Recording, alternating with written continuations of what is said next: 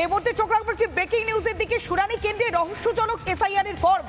সোনারপুরে BDO অফিসের ঘটনা। BDO অফিসে শুনানি চলাকালীন ফর্ম ঘিরে এবার নতুন করে রহস্য।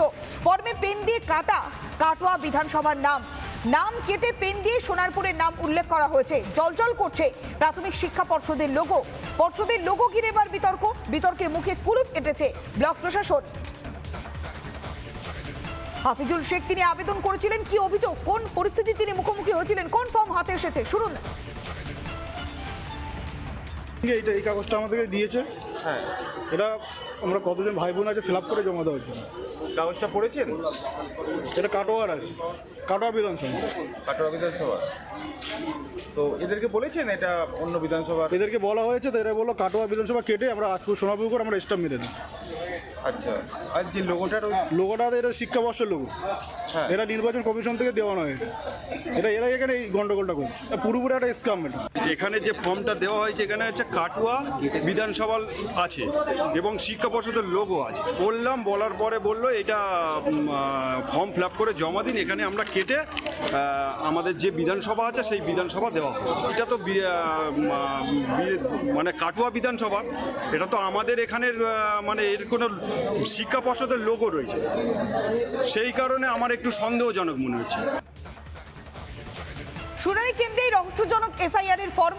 সোনারপুরে বিডিও অফিসের ঘটনায় রীতিমতো শোরগোল। বিডিও অফিসে শুনানি চলাকালীন ফর্ম ঘিরে রহস্য বাড়ছে। ফর্মে পেন দিয়ে কাটোয়া বিধানসভার নাম কেটে পেন দিয়ে সোনারপুরের নাম উল্লেখ করা হচ্ছে। এমনকি জলজল করছে সেখানে প্রাথমিক শিক্ষা পর্ষদের লোগো।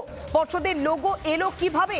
যখন একের পর এক বিতর্ক তৈরি হলো তখন কি বলছেন পুরো প্রতিনিধি বরুণ সরকার, শুনুন।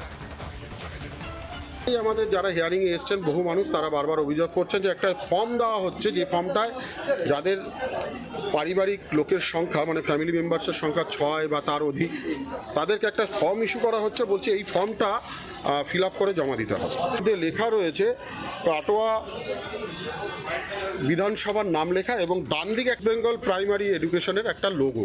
এটা ভুল। আমরা যখন ওনাকে বললাম তাহলে আপনারা ইস্যু করলেন কি করে? একটা শিক্ষা পোর্টালের ফর্ম আপনারা সরকারিভাবে ইলেকশন কমিশনারের কাজে ব্যবহার করছেন, আপনারা কেন করলেন? বিডিও ম্যাডামের সঙ্গে কথা বলবো, কথা বলে আমরা এর সদুত্তর চাইব। কাজটা হয়েছে এটা আমার দৃঢ় বিশ্বাস, এটা নির্বাচন কমিশন এবং বিজেপির চক্রান্ত। নানা ধরনের কন্টেন্ট দেখার জন্য লাইক করুন, শেয়ার করুন আমাদের ফেসবুক পেজ, সাবস্ক্রাইব করুন আমাদের ইউটিউব চ্যানেল। পাশাপাশি অন্যান্য ব্রেকিং নিউজের জন্য অবশ্যই চোখ রাখুন রিপাবলিক বাংলায়।